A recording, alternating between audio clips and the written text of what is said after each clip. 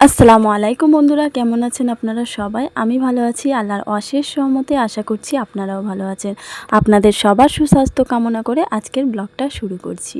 তো আজকে ঘুম ভেঙেছে প্রায় 5:30, 5:30 না, 5:45টার দিকে। আর না, 6টার থেকে প্রায় আমি 2-3 বার অ্যালার্ম কেটে দিয়েছি, অফ করে দিয়েছি। আর রাত্রেবেলা ঘুমানোর সময় আমি কিন্তু অ্যালার্ম দিয়েছি 6টা 5, 6টা, 6টা 10, 6টা 15, এইভাবেই কিন্তু অ্যালার্ম দিই।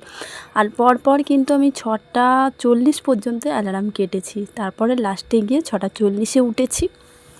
উঠে আমি এখানে লেগে পড়েছি। প্রথমে যেটা কাজটা আমি করেছি, ঘর থেকে বেরিয়ে এসে আমি কিন্তু এখানে আমার উনুনের ধারে, যেখানে উঠোনের এক কোণায় আমি উনুন রেখেছি, যেহেতু আমার রাখার জায়গা নেই, তো সেখানেই আমি উনুনটা আর কি ঝাড় দিয়ে নিলাম আশেপাশটা। এখান থেকে আমাদের টয়লেটে যাওয়ার রাস্তাটা, তো আমার একটুখানি জায়গা আছে, আর কিন্তু আমার জায়গা নেই যেখানে আমি উনুনটা রাখবো।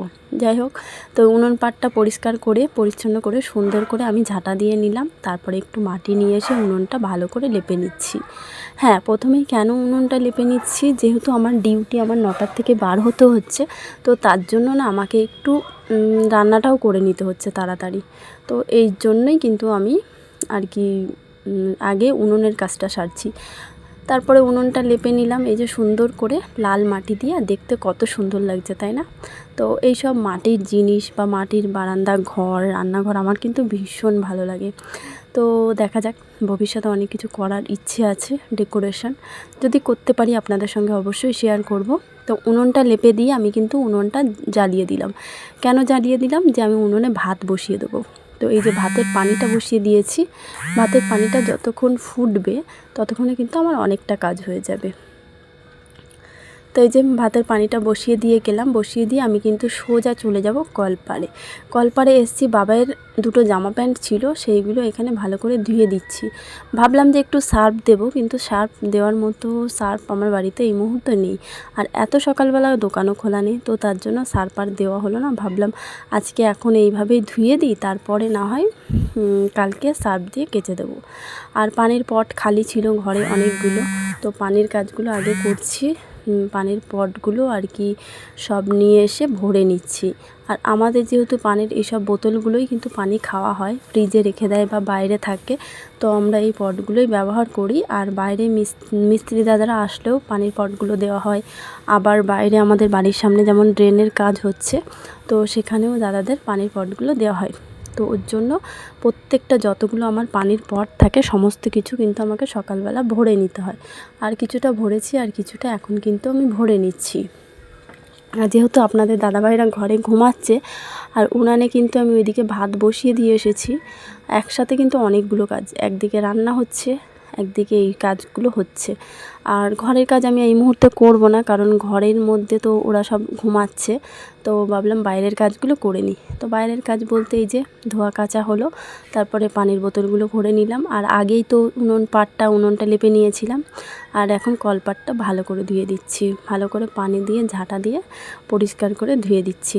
তারপরে চলে এলাম, আমাদের যে নতুন ঘর দুটো রেডি হয়েছে, প্লাস্টার হয়েছে, এখনও মেঝে বাকি, রং বাকি। তো সেই ঘরগুলো, এগুলো নোংরা হয় না তেমন একটা, তবু সকালবেলা বাসি যেহেতু মনে হয় যেন ঝাঁটা না টানলে না মনে হয় যেন মানে নোংরা নোংরা একটা ভাব লাগে। ওই জন্য রোজ একবার করে ঝাঁটাটা টেনে দিই।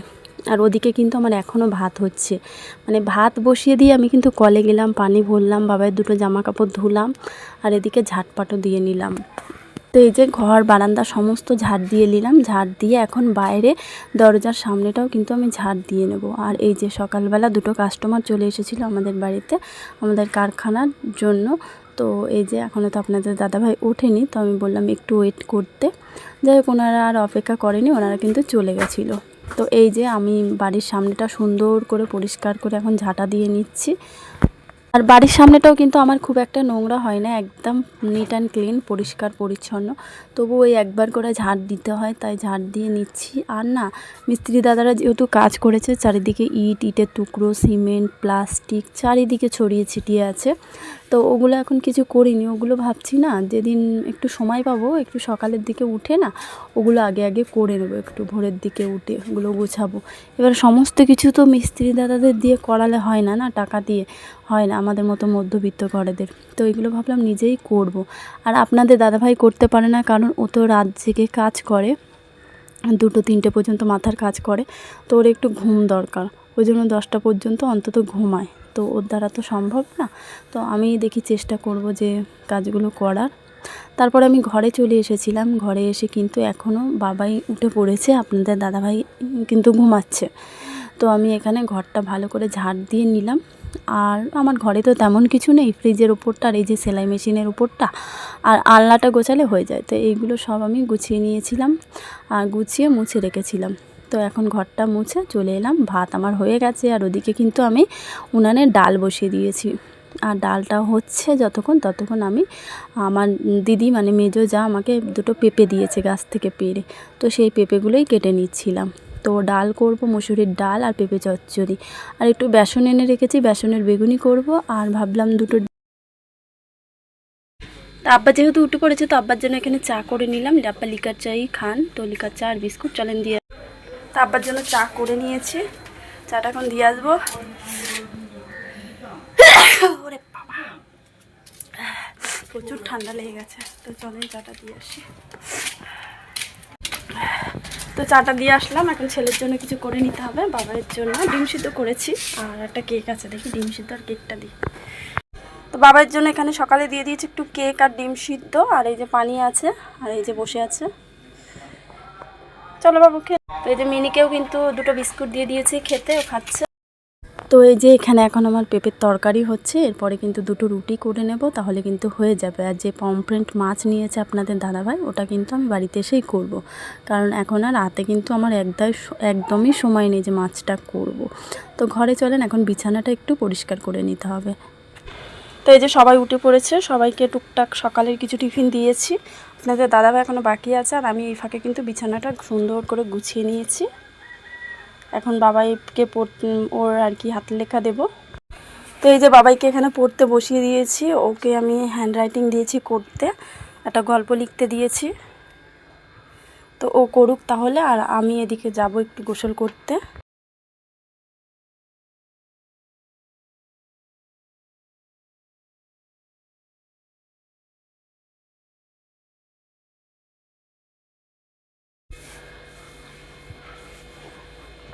তো এইমাত্র এই যে গোসল করে এলাম, আর এখন করব হচ্ছে কয়েকটা রুটি। আর কালকে বিকালে জামা কাপড়গুলো ভাঁজ করা হয়নি, সেগুলো চেয়ারের উপর ঢিবি করা আছে, তো এখন চেয়ারের ওইগুলো আর কি ভাঁজ করব। চলো, দেখতে পাচ্ছেন চেয়ারের উপরে কত জামা কাপড়, এখন এগুলো একটু গুছাতে হবে। তো এই যে জামা কাপড়গুলো এখানে সুন্দর করে ভাঁজ করে রেখে দিলাম। তো এই যে পেঁপের তরকারি আর রুটি এখানে রয়েছে, এখানে 4টে রুটি আছে, 2টো আব্বা আর 2টো আপনাদের দাদাভাই পরে খেয়ে নেবে, আমি এখানে ঢেকে তাই আর কি রেখে যাব। তো এই যে এখন রেডি হয়ে গেছি কাজে বেরোবো বলে, পুরো সমস্ত সকাল থেকে কাজকাম করে এখানে সমাপ্তি, তারপরে আবার দুপুরের কাজ বাড়ি এসে।